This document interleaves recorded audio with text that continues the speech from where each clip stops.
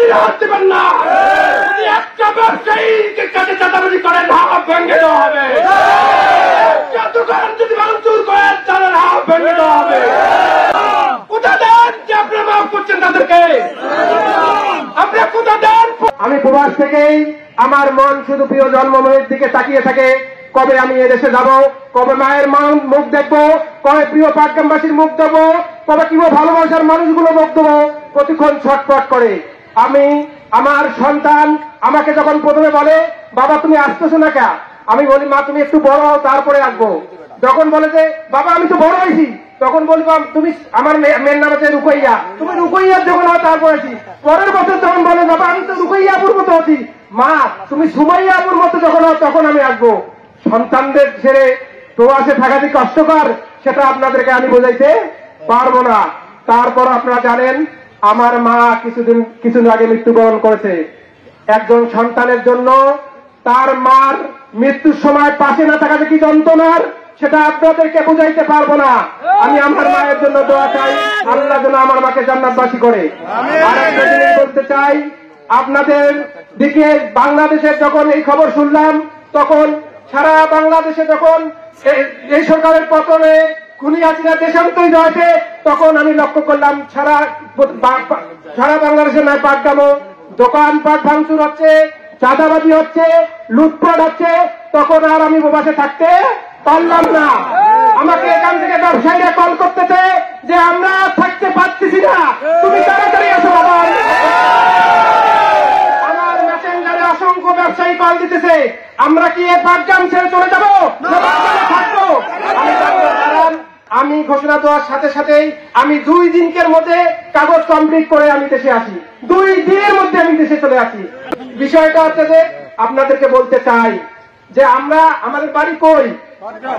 আমরা কি পাটগ্রামের নাগরিক না? যারা আমলিগ করে তাদের বাড়ি কই? যারা বিএনপি করে তাদের বাড়ি কই? যারা জামাত করে তাদের বাড়ি কই? তাদের জন্ম কি পাটগ্রামেই? আপনার সন্তানকে যদি কেউ মারে তাহলে আমার কেমন লাগবে? আমি 10 বছর প্রবাসে ছিলাম, আমি যন্ত্রণা বুঝি। আপনার একটা ব্যবসা প্রতিষ্ঠান যদি আপনার সন্তানে হয়, সেই ব্যবসা প্রতিষ্ঠান যদি ভাঙে তাহলে আপনাকে কেমন লাগবে? ভালো লাগবে? একটা ব্যবসায়ীর একটা ব্যবসা করতে কত কষ্ট হয় আপনারা জানেন। আমি একজন ব্যবসায়ী, আমার দোকান চুরি হচ্ছে আমি জানি। প্রতিটা দোকানদারের লক্ষ লক্ষ টাকা ঋণ আছে নানান প্রতিষ্ঠানে। সেই দোকানটা যদি আমরা লুট করি, সেই দোকানটা যদি ভাঙচুর করি, তাহলে আমাদের এখানে বেঁচে থাকার কোনো দরকার হয় না। আমি আর একটা কথা বলতে চাই, এখানে যারা সংখ্যালঘু আছে আমি তাদেরকে সংখ্যালঘু বলি না, কারণ আমরা কোথায় জন্মগ্রহণ করছি? বাংলাদেশে জন্মগ্রহণ করছি।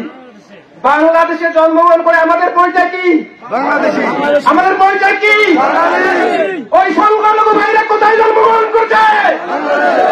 আমরা যদি বাংলাদেশে জন্মগ্রহণ করে বাংলাদেশি হই, তারা বাংলাদেশে জন্মগ্রহণ করে কেন সংখ্যালঘু হবে? সংখ্যালঘু হতে পারে না। তারা বাংলাদেশি, তারা বাংলাদেশি, তারা আমার ভাই, তারা আমার বোন, তারা আমার মা। আমি আপনাদেরকে অনুরোধ আহ্বান জানাতে চাই,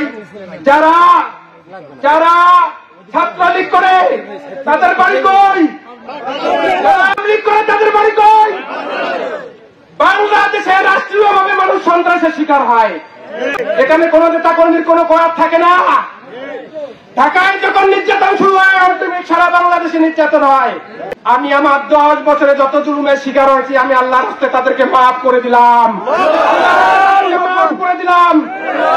আপনারা তাদেরকে মাফ করতে পারবেন না? আপনারা কি মাফ করছেন তাদেরকে? আপনারা কি আমলিগের প্রতিটা নেতা কর্মী মাফ করতে পারছেন? কোথা দেন যে আপনারা মাফ করছেন তাদেরকে? আপনারা কোথা দেন প্রতিটা আমলিগের নেতা কর্মীকে আপনারা মাফ করে দিয়েছেন? আপনারা কোথা দিলেন তো? কোথা দিলেন তো? আমলিগের নেতা কর্মীরা আমি ঘোষণা দিতে চাই, আপনারা বাড়িতে থাকবেন। বাড়িতে যদি থাকতে না পারেন, আমার বাড়ির এলাকায় প্রতিটা বাড়ি আপনাদের বাড়ি, আমার এলাকার প্রতিটি ঘর আপনাদের ঘর। আপনাদেরকে উদাত্ত আহ্বান জানাতে চাই, আপনারা ভুল করতে পারেন, আমরা ভুল করতে পারি না। মক্কা বিজয়ের পর আল্লাহ রাসূল সবাইকে মাফ করে দিয়েছে। আল্লাহ রাসূল যদি মাফ করে দিয়ে থাকে আমরা সেই আদর্শের সঙ্গী হয়ে আমরা কেন তাদেরকে মাফ করতে পারি? আমি অদত্ত পাত ধরে আপনাদেরকে অনুরোধ করি, কোন ছাত্রলীগের গায়ে ভাইয়ের গায়ে হাত দিবেন না, কোন আওয়ামী লীগের নেতা কর্মীর গায়ে হাত দিবেন না, কোন ব্যবসায়ীর দোকানে হাত দিবেন না, কোন ব্যবসায়ীর কাছে চেতা দেবেন না, কোন সংগঠন ভাইয়ের কাছে হাত দিবেন না, কোন মন্দিরে হাত দিবেন না। যদি একটা ব্যবসায়ীকে কাছে চাঁদাবাজি করেন হাত ভেঙে দেওয়া হবে, একটা দোকান যদি ভাঙচুর করেন তাদের হাত ভেঙে দেওয়া হবে। আপনাদের ব্যবসায়ীদের বলতে চাই, আপনার বাকরুল আর ভিড়ুর মতো ঘরে বসে থাকতে পারেন না। আপনার বাংলায় পাটগ্রামে কত দোকানদার আছে? এক ভাইয়ের দোকানদার ভাঙচুর হয়, আপনারা চেয়ে চেয়ে দেখেন। আপনাদের দোকান ভাঙচুর হবে, তখন আপনারা কি করবেন?